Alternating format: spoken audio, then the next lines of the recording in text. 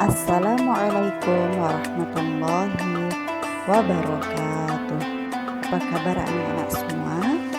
Semoga anak-anak semua dalam keadaan sehat walafiat dan tetap semangat dalam belajar.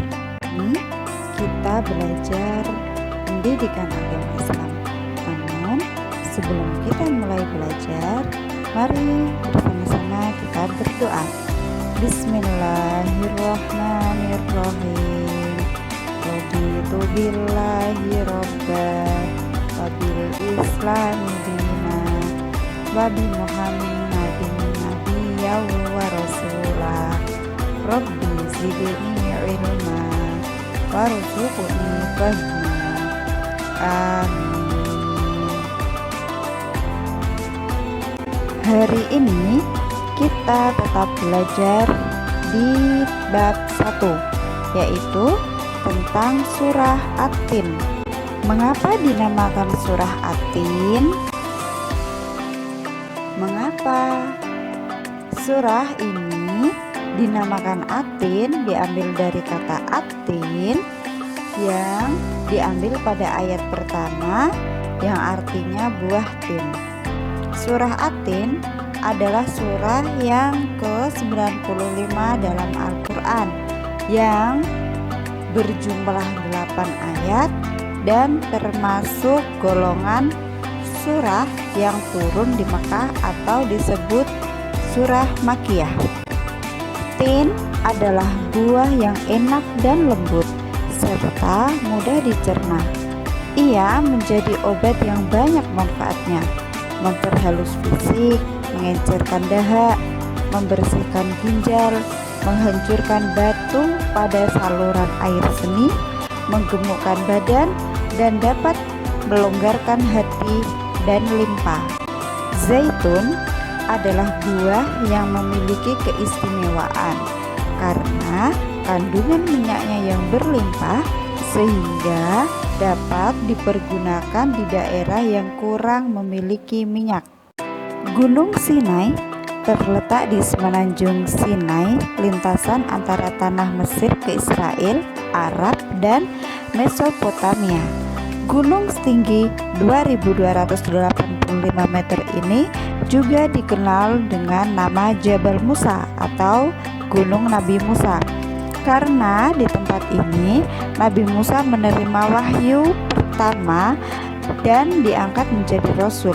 Pada malam Mi'raj, Rasulullah SAW berhenti sebentar di tempat ini dan melaksanakan sholat sebagai penghormatan beliau pada kesucian tempat tersebut.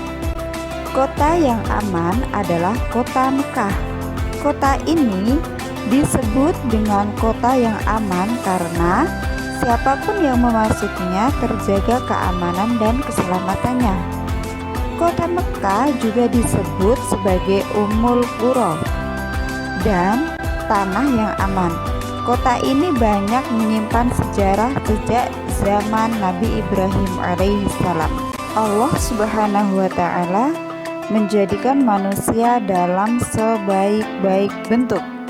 Proses kejadian manusia tidak sama dengan kejadian makhluk-makhluk lain. Manusia memiliki akal, jasmani, rohani, dan nafsu. Anggota tubuh manusia serasi dan seimbang sehingga tampak indah, cantik, dan memudahkan untuk melakukan kegiatan. Sedangkan hewan hanya memiliki jasmani dan nafsu saja.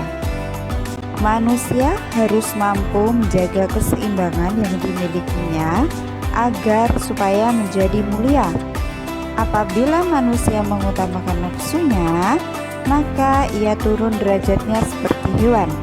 Selain rohani, manusia dibekali dengan akal pikiran agar supaya dapat membedakan yang baik dan yang buruk. Allah Subhanahu wa ta'ala mengingatkan manusia, sekalipun mereka sempurna, tetapi dapat turun derajatnya menjadi hina karena pengetahuan, sikap, dan perilakunya apabila telah keluar dari aturan yang telah ditetapkan Allah Subhanahu wa ta'ala melalui Rasulnya. Contoh kelebihan manusia dari makhluk lain dalam berkata, bertutur kata lembut dan santun kepada orang tua, guru, teman, dan tetangga. Dalam berpakaian, menutup aurat, memilih model dan warna yang serasi dan disenangi. Dalam hal makan, mengkonsumsi makanan dan minuman halal dan bergizi sesuai dengan selera. Bergaul, berkumpul, dan bersilaturahim sesama teman dengan baik dan tidak menyakiti, serta menggunakan anggota tubuh sesuai fungsinya terhadap hal-hal yang diperbolehkan agama. Orang-orang yang tidak pernah hina adalah mereka yang beriman dan melakukan amal saleh. Orang yang demikian itu akan selamat dari kehinaan dunia dan akhirat. Berikut contoh orang beriman dan beramal saleh. Beribadah kepada Allah Subhanahu wa Ta'ala, gemar bersedekah, dan ikhlas menolong. Pada hari kiamat nanti, ada hari pembalasan terhadap perbuatan manusia yang baik dan buruk. Manusia seharusnya tidak meragukan adanya hari pembalasan, karena Allah sudah menunjukkan bukti-buktinya. Allah Subhanahu wa Ta'ala memberikan akal kepada manusia untuk berpikir tentang ciptaannya dan hati untuk merasakan iman. Pertanyaan Allah Subhanahu wa Ta'ala itu untuk mengingatkan adanya hari kiamat agar manusia tidak lupa dan lalai sehingga terjerumus dalam dosa dan kehinaan. Allah Subhanahu wa Ta'ala adalah yang Maha Mengetahui, sebagus-bagus pencipta dan pengatur segala urusan. Allah Subhanahu wa Ta'ala yang memberi keputusan atas segala persoalan. Tiada perbuatan walau sekecil atom pun yang dapat terbalas dari pengadilannya.